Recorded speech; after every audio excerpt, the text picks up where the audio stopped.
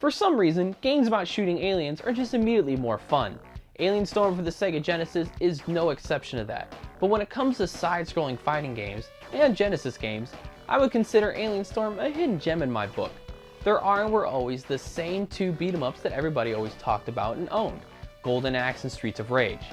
But it's kind of weird. Alien Storm started out as an arcade game, got ported to the Master System, and then Sega Genesis. You'd think it would have got a little bit more notice. But I've enjoyed Alien Storm since I was a kid, and I'm not that big of a beat-em-up fan. Alien Storm is a side-scrolling fighter that is basically the cousin to Golden Axe. It's pretty obvious right from the title screen and while picking your character that it's the same engine. You have a guy, a girl, and a novelty character, but it's even more apparent right from the first level. The way your characters move and their attacks feel very reminiscent of Golden Axe, which is definitely not a bad thing, especially if you're a fan of that game. But no fears, this isn't just Golden Axe with new sprites. There are a ton of new things going on. Your three characters all fight with different weapons, which even though are all energy and projectile based, are all short range to keep them in the beat 'em up genre. The guy, Garth, fights with an energy pack that shoots a blue electrical beam. He also has a gun and what seems like a grenader attached to it that he uses in succession during your button mashing. You may also catch him taking the pack off and beating the aliens with it.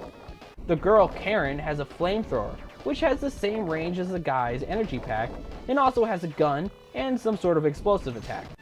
While the robot, Scooter, has a laser whip and a gun mounted to his arm, but the whip is still the same short range. The characters can also dash and attack with a simple double tap of the D-pad, and has a roll that gets them away from the alien's attack and can flip into attack at the end. The rolling attack acts much like the jumping long kick would in most beat-em-ups. All the characters have a special attack too. The guy has a gunship fly over out of nowhere that lays waste to all aliens on the screen. A pretty standard special attack really. The girl has a giant bomb dropped on the screen which kills the aliens, but she's fine. I can buy that they can aim bullets, but how does a bomb miss you? But the robot is great. He goes suicidal and explodes, just leaving his head laying there, which then has another body running on screen and picking up the head like nothing happened. Apparently in the arcade version, he would teleport, leaving bombs behind instead of destroying himself. All the attacks and special attacks use energy, which has its own bar below the health bar. On normal difficulty, your energy starts pretty low, but it isn't too much of an issue. You just won't be using your special attack as much as you probably would like. Unlike Golden Axe, there is no magic system, just one attack and one energy bar.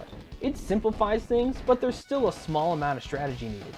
You can pick up energy power-ups on occasion, but they don't refill your meter too far. There really isn't much difference between each character, just different weapons and a special attack. They all have the same amount of strength and energy. So it's just up to you which weapon you like most to decide which character you want to use. I use Garth most often, just like I did when I was a kid. This is probably due to his Ghostbuster-esque pack. But that reference isn't a stretch by any means, they are called Busters. And the main theme before each level is called the Busters theme. So I didn't just make this up through my Ghostbusters obsessed imagination. Okay, well I didn't know any of that when I was a kid, but whatever. The setting is obviously modern, just oddly not spacey, which I'm sure you noticed by now unless you had your eyes closed through the first half of the review. You're fighting these aliens on Earth until the very end when you get to the mothership. The Genesis version has 8 stages, where the original only had 6. So you get a little more bang in your console port. You'll fight your way through small country towns, big cities, and even science labs. One of the best parts of these games is that the levels aren't the same style gameplay each time. While you'll have your side-scrolling levels where you fight hand-to-hand with each alien, this game breaks up the fighting with some first-person shooting gallery levels, and levels that are reminiscent of a shoot-'em-up, except in these shooting levels, you're running at near flash speeds and not flying. The first-person levels have aliens running around like crazy in front of you while you shoot them down in completely destructible environments. Your weapon here becomes a more constant stream of energy, fire, and bullets, which fires across the entire room. These levels are also the only levels that you can find health in, and there are energy power-ups galore, so destroy everything you can. These levels come pretty often and break up the side-scrolling fighting a lot.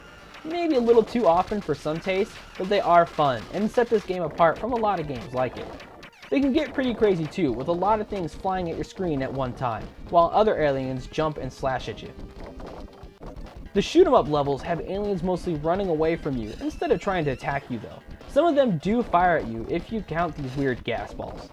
A boss in a later level drops spiked logs for you to jump over too.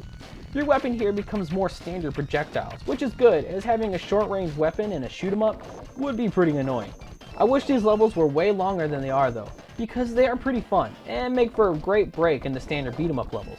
I probably enjoy these more than the shooting gallery level as these are so fast paced, definitely something perfect for a Sega Genesis. The rotation of levels is probably one of the cooler things about Alien Storm, and it helps set it apart from others in its genre. Plus, it keeps that great arcade feel at home. I can't help but feel though that if they would have been expanded on, it would have been even better. But they're fun, and it offers a different challenge. The aliens you fight are pretty standard when it comes to beat 'em ups and difficulty. They don't vary much from level to level, just change color and get tougher. But they do attack in alien ways, not just alien looking things throwing fists around. You have these big blob looking things that whip you with tentacles, or the small goblin guys that bite you and spit fire. There are also flying aliens, and eventually even these kangaroo-like things.